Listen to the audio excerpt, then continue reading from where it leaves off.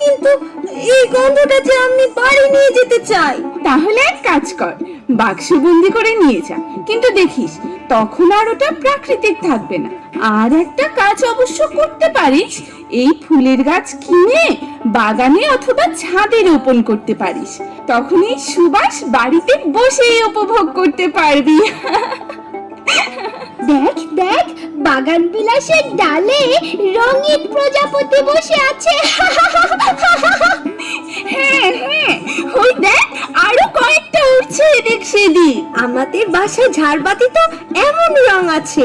ঝাড়বাতি কি নরম আলোর! ইস, আমার কি পছন্দ জোনাকি। তুই না সেবার সুন্দরবনে গিয়ে জোনাকি ধরতে গিয়ে বুনো মৌমাছি তারা খেয়েছিলি।